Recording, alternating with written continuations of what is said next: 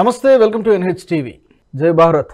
బంగ్లాదేశ్లో హిందువులపై అరాచకాలు, దాడులు పేట్రేగిపోతున్నాయి, రోజు రోజుకి పెరిగిపోతున్నాయి. తాజాగా ఇస్కాన్ ప్రభు చిన్మయి కృష్ణదాస్ ఆయన్ని అరెస్ట్ కూడా చేయడం జరిగింది, చాలా అన్యాయంగా, చాలా ఆరోపణలు పెట్టి. ఈ పరిస్థితులన్నీ చూసిన తర్వాత గతంలో నడిచినటువంటి చర్చే దీనికి ఒక పరిష్కారం ఉంటుంది కదా, ఏదో ఒక ప్రతి సమస్యకు ఏదో ఒక పరిష్కారం ఉంటుంది కదా. ఆ పరిష్కారం హిందూ రాష్ట్ర, హిందూ దేశం ఎందుకు కాకూడదు, ప్రపంచంలో ఇన్ని ముస్లిం కంట్రీస్ ఉన్నప్పుడు, లేకపోతే క్రిస్టియన్ కంట్రీస్ ఉన్నప్పుడు హిందువులకంటూ ఒక దేశం ఎందుకు ఉండకూడదు అనేటువంటి వాదనను లేవనెత్తిన వాళ్ళు ఉన్నారు.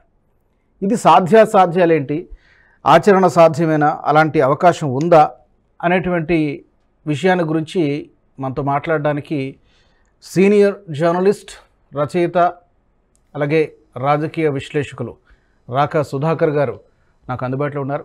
సుధాకర్ గారు నమస్తే అండి. నమస్తే. ముందుగా మీ అభిప్రాయం ఏమిటి ఈ అంశానికి సంబంధించి, హిందూ రాష్ట్ర అనేటువంటి అంశానికి సంబంధించి? సార్, ఇక్కడ పదము విషయంలో మనము కాస్త జాగ్రత్త వహించాలి.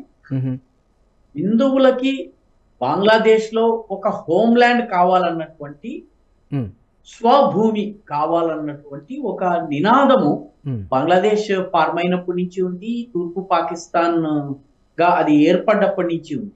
హిందువులకి ఒక హోమ్ల్యాండ్ కావాలి. హిందూ రాష్ట్ర అన్నది కాన్సెప్ట్ వేరు. హిందూ రాష్ట్రము అంటే హిందుత్వ ఆధారితమైనటువంటి సాంస్కృతికమైనటువంటి ఒక అది కల్పన. భారతదేశం హిందూ రాష్ట్రం కాదా? భారతదేశం హిందూ రాష్ట్రం, ఎందుకంటే ఇక్కడ హిందువుల మెజారిటీ, హిందువుల జీవన పద్ధతి నడుస్తుంది. నేపాల్ హిందూ రాష్ట్రం అవునా కాదా? అది హిందూ రాష్ట్రం. హిందూ రాష్ట్రం అంటే భారత్, నేపాల్, బంగ్లాదేశ్, పాకిస్తాన్, శ్రీలంక ఇవన్నీ కలిపి ఏదైతే సాంస్కృతిక భారత్ ఉందో అది హిందూ రాష్ట్రం. కాబట్టి బంగ్లాదేశ్ లో ఇప్పుడు డిమాండ్ ఏదైతే మనకి వినిపిస్తోందో అది హిందూ హోమ్ల్యాండ్ గురించి వినిపిస్తుంది. ఆ అంశం వేరు. వాస్తవానికి మీరు అన్నది ఏంటంటే హిందూ రాష్ట్రం అనేది ఇది చాలా బ్రాడ్ సబ్జెక్టు. ఇప్పుడు అక్కడ ఉన్నటువంటి బంగ్లాదేశ్లో ఉన్నటువంటి హిందువులకి ఒక సెపరేట్ భూభాగం అనేది ఒక సెపరేట్ అంశం, రెండు వేరు వేరు విషయాలు. వాస్తవమే. హిందూ హోమ్ల్యాండ్ కావాలి అన్న ఒక డిమాండ్ ఉంది. అదేవిధంగా చాలా కాలం జమ్మూ కాశ్మీర్లోని హిందూ పండిట్స్ కూడా హిందూ హోమ్ల్యాండ్ ఒకటి, పండిట్ హోమ్ల్యాండ్ ఒకటి కావాలి చెప్పి చాలా డిమాండ్ చేశారు. ముఖ్యంగా పనూన్ కశ్మీర్ అనేటటువంటి ఒక సంస్థ ఉండేది. వాళ్ళైతే ఒక మ్యాప్ కూడా గీసేసి ఒక హిందువులు ఎక్కువగా ఉండేటటువంటి కొన్ని ఏరియాస్ అన్నింటినీ కలిపి హోమ్ల్యాండ్ కావాలి అని డిమాండ్ చేశారు. అయితే ఈ డిమాండ్లు వాస్తవానికి ఇవి ఆకర్షణీయమైనటువంటి నినాదాలే తప్పితే ప్రాక్టికల్ కావు, ప్రాగ్మాటిక్ అంతకన్నా కావు. ఎందుకంటే మీకు 1947లోనో లేకపోతే 1971లోనో ఇది జరిగి ఉండుంటే అప్పుడు హిందువుల జనాభా ఎక్కువగా ఉండేది, హిందూ కాన్సన్ట్రేషన్ ఉన్నటువంటి ఏరియాస్ ఎక్కువగా. కానీ ఇప్పుడు బంగ్లాదేశ్ లో హిందువుల సంఖ్య అంతా కలిపి 9 నుంచి 10%, అంటే ఇప్పుడు కూడా ఉండొచ్చు లేదా 10% ఉండొచ్చును. కోటి బంగ్లాదేశ్ అంతా డిస్పర్స్ అయి ఉన్నారు. చిట్టగాంగ్, ఆ తర్వాత కాక్స్ బజార్, ఆ తర్వాత ఢాకా, ఈ ప్లేసెస్ లో హిందువుల కాన్సన్ట్రేషన్ చాలా గట్టిగా ఉంది. రాజ్షాహి, ఖుల్నా, దినాజ్పూర్ ఇటువంటి ప్రాంతాల్లో మళ్ళీ కొంత కాన్సన్ట్రేషన్ ఉంది. మిగతా దేశం అంతా కూడా బంగ్లాదేశ్ లోని వివిధ జిల్లాల్లో అక్కడ కొన్ని, ఇక్కడ కొన్ని, అక్కడ కొన్ని, ఇక్కడ కొన్ని, ఈ రకంగా హిందూ సెటిల్మెంట్స్ ఉన్నాయి. కాబట్టి మీరు ఒక ఏరియాని హిందూ హోమ్ల్యాండ్ గా మీరు ప్రకటిస్తే ఏమవుతుందంటే, ముందు ఈ ప్రాంతాల్లో ఇప్పుడు నేను హిందూ హోమ్ల్యాండ్ కి సంబంధించినటువంటి మ్యాప్ సోషల్ మీడియాలో చూశాను. వాళ్ళు పశ్చిమ బెంగాల్ ని ఆనుకుని ఉన్న ప్రాంతాలన్నింటినీ కూడాను కలిపి హిందూ హోమ్ల్యాండ్ చేయాలంటున్నారు. యాక్చువల్ గా హిందువులు ఎక్కువగా ఉన్నటువంటి ప్రాంతమేమో తూర్పు ప్రాంతంలో ఉన్నారు, ముఖ్యంగా చట్టగాం, ఢాకా, కాక్స్ బజార్ ఆ ప్రాంతాల్లో ఉన్నారు. కాబట్టి అక్కడ ఉన్నటువంటి హిందువులందరూ ఇటు వలస రావాలా? వాళ్ళ ఆస్తులన్నీ ఏమవుతాయి?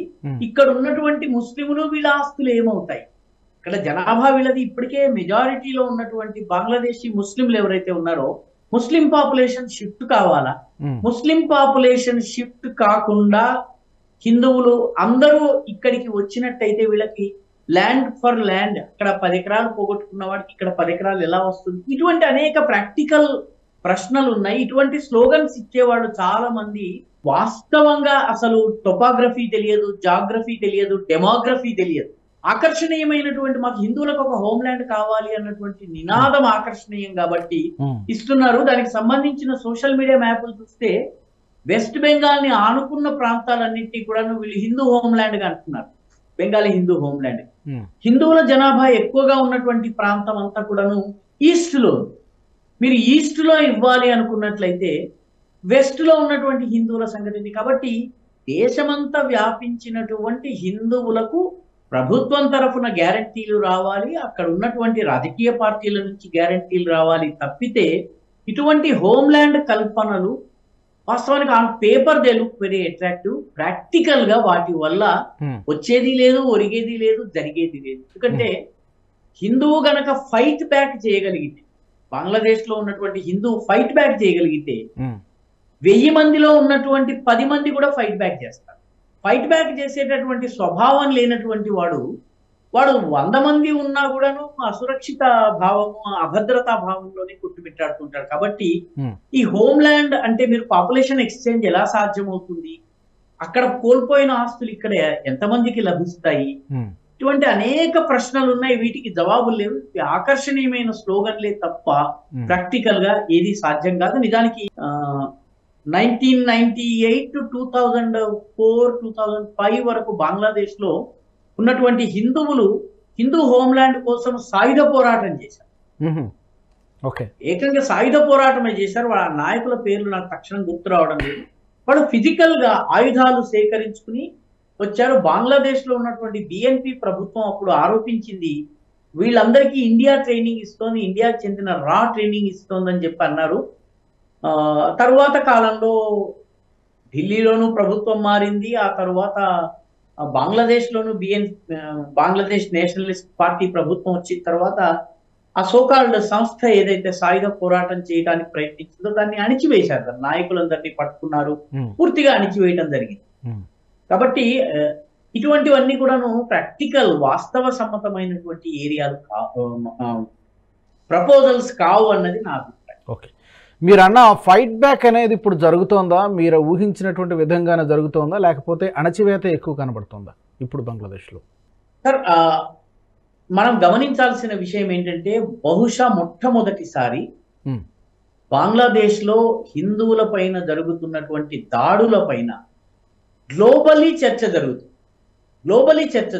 అంటే అమెరికాలో ఉన్నటువంటి తులసి గబార్డ్ మాట్లాడుతున్నారు, అధ్యక్ష ఎన్నికల సమయంలో డొనాల్డ్ ట్రంప్ మాట్లాడారు, ఆ తర్వాత ఇంగ్లాండ్ లో ఉన్నటువంటి హిందూ ఆర్గనైజేషన్స్ మాట్లాడుతున్నాయి. గ్లోబల్ గా ఉన్నటువంటి బెంగాలీ హిందూ డయస్పోరా అంటే తూర్పు బెంగాల్ అంటే నేటి బంగ్లాదేశ్, అదేవిధంగా పశ్చిమ బెంగాల్ మన దేశంలో ఉన్న బెంగాల్లో ఉన్నటువంటి బెంగాలీలు మీకు ఆగ్నేయాసియాలోను, యూరోప్ లోను, అదేవిధంగా అమెరికా ఖండంలోనూ చాలా పెద్ద సంఖ్యలో ఉన్నారు. కాబట్టి వీళ్ళందరూ కూడాను దీనిని చాలా ప్రచారం చేస్తున్నారు. కాబట్టి బహుశా మొట్టమొదటిసారి బంగ్లాదేశ్ లో ఉన్నటువంటి హిందువుల పైన జరుగుతున్నటువంటి దాడులకు గ్లోబల్ స్థాయిలో ప్రచారం లభిస్తోంది.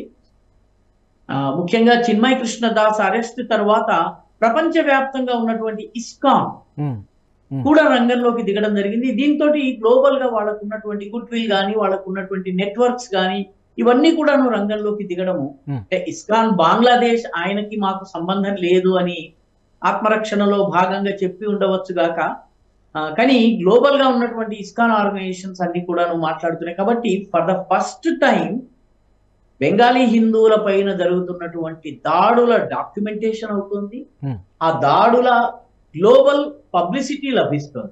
కాబట్టి హిందువుల పైన దాడులు జరుగుతున్నది వాస్తవం. గత 100 రోజుల్లో యూనుస్ ప్రభుత్వం వచ్చి 100 రోజులైంది. 100 రోజుల్లో 2100 దాడులు హిందువుల పైన జరిగినాయి. ఇందులో రేప్స్ ఉన్నాయి, మొలెస్టేషన్స్ ఉన్నాయి, బలాత్కరించడం ఉంది, తర్వాత మానభంగాలు ఉన్నాయి, దీంతో పాటు హత్యలు ఉన్నాయి, దేవాలయాలని దగ్ధం చేయటము, ఇళ్లని దగ్ధం చేయటము, పొలాలను ధ్వంసం చేయటము, స్కూల్లో పనిచేస్తున్నటువంటి హెడ్ మాస్టర్స్, ప్రిన్సిపాల్ చేత బలవంతంగా రిజైన్ చేయటం, ఇవన్నీ జరుగుతుంది. ఇవన్నీ కూడా డాక్యుమెంట్ అవుతున్నాయి. ఆ వీడియో ఎవిడెన్స్ ఏదైతే ఉందో ఇది ప్రపంచ వ్యాప్తంగా వెళ్తుంది. ఇది బంగ్లాదేశీ హిందువులు వాళ్ళకి తోడుగా ఉన్నటువంటి గ్లోబల్ హిందువులు సాధించినటువంటి పెద్ద విజయంగా మనం భావించవచ్చు. దాడులు జరుగుతున్నాయి, కానీ ఫర్ ద ఫస్ట్ టైం దాడుల డాక్యుమెంటేషన్ జరుగుతోంది, దాడుల పైన గ్లోబల్ స్థాయిలో చర్చ జరుగుతోంది, ప్రశ్నలు లేవనెత్తడం జరుగుతోంది. బంగ్లాదేశ్ లో ఉన్నటువంటి ప్రభుత్వము జవాబు చెప్పవలసిన పరిస్థితిలోకి వచ్చింది. ఇది నేను అనుకోవడం బంగ్లాదేశీ హిందువులు వాళ్ళకి సపోర్ట్ చేస్తున్న వాళ్ళు సాధించినటువంటి అతిపెద్ద విజయము. రెండవది, కొన్ని చోట్ల ఎక్కడైతే హిందూ పాపులేషన్ కాన్సన్ట్రేషన్ గట్టిగా ఉందో అక్కడ ఇటువంటి దాడుల్ని తిప్పికొట్టిన సంఘటన కూడా తిప్పి కొడుతున్నారు కూడా. వాస్తవానికి ఆ మధ్య కొన్ని వీడియోలు వచ్చాయి. మీకు ఒక అమ్మాయి దుర్గా అమ్మవారి ఖడ్గాన్ని తీసి చేతిలో పుచ్చుకుని ఒక గుడి చుట్టూ కాపలా కాస్తూ ఉన్నటువంటిది, దాడి చేయడానికి వచ్చినటువంటి వాళ్ళందరినీ కూడాను అమ్మవారి కత్తి చూపించి దాన్ని జడిపించి వాళ్ళు పారిపోయేలా చేసింది. కానీ కొన్ని చోట్ల అమ్మాయిల్ని మానభంగం చేయడానికి వచ్చినటువంటి మూకల పైన ప్రతిదాడి చేసి చావచితక బాధినటువంటి సంఘటనలు కూడా జరుగుతున్నాయి. కాబట్టి హిందువులు ఎక్కడైతే వాళ్ళ కాన్సన్ట్రేషన్ ఉందో అక్కడ కొంత ఫైట్ బ్యాక్ ఉంది. ముఖ్యంగా ఢాకా, చిటగాంగ్ ఈ ప్రాంతాల్లో అయితే హిందువులు చాలా పెద్ద పెద్ద ర్యాలీస్ కూడా నిర్వహించారు. ఢాకాలో దాదాపు 1,00,000 మందితో ర్యాలీ నడిచింది. చిటగాంగ్ లో దాదాపు ఒక 30-40 వేల మందితో ర్యాలీస్ జరిగినాయి. ప్రధానమైనటువంటి పట్టణాల్లో అక్కడంతా కూడా హిందూ ఆర్గనైజేషన్స్ అందరూ కలిసి సనాతన్ జోట్ అనే సనాతన్ సన్మిలన్ జోట్ అనేటటువంటి పేరుతోటి ఒక సంస్థని ఏర్పాటు చేసి అన్ని హిందూ సంస్థలు కలిసి ఫైట్ చేస్తున్నాయి.